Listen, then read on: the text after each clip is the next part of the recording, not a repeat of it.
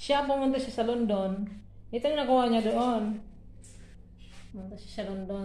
Siya lane. Ngayon, mag-harvest ako ng gulay ko. Diba? Tubig dagat yan. Yan ang tubig dagat. Alam nyo guys, pag kumuha kayo ng ganito sa dagat, tapos wag nyo munang lutuin agad. Okay?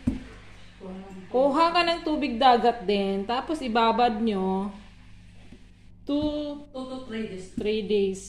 Hindi mamamatay. Hindi, kahit 2 days lang, hindi mamatay. Malinis Pero yung malinis yung ano. Yon, ito na yung niluwal niyang pagkain nila. Pang 1 day pa lang, 1 day. Isa sa uli. So ngayon, kukunin nyo isa uli. Tapos, Kunin yung tubig.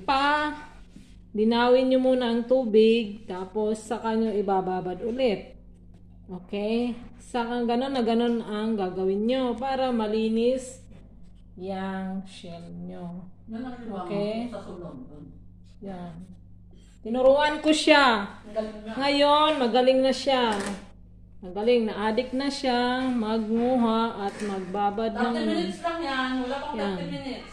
Ayan. Kasi siya nang kumukuha doon kasi siya lang pumupunta. Lagi. Ako naman hindi naman ako minsan-minsan lang. So ngayon, ito nang pinamana ko sa kanyang ability. Taga-vlog kayo yan. Nagpa-vlog.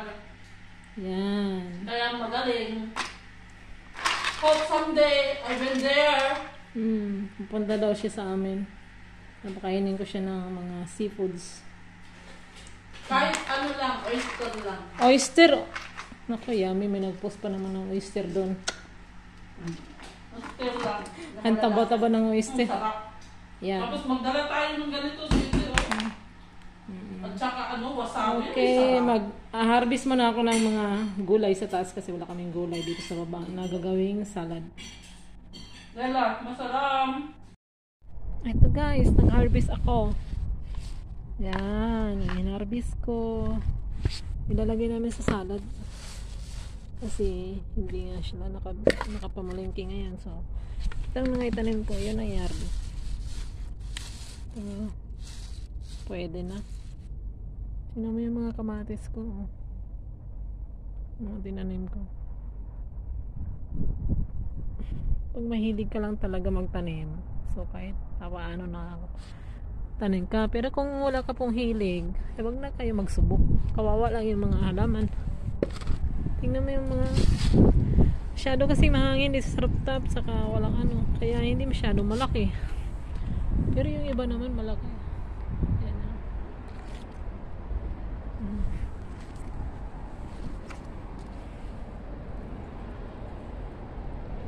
Kailangan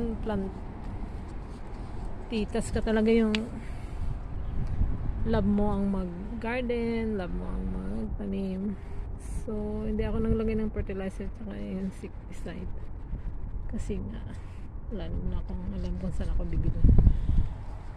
Ano lang, yung chili na binabad. Yun lang. Ang spray ko. See you guys. Thank you. Nakapag-harvest na ako na. Lagyan na sa gulay. Yung garden ko. Bye.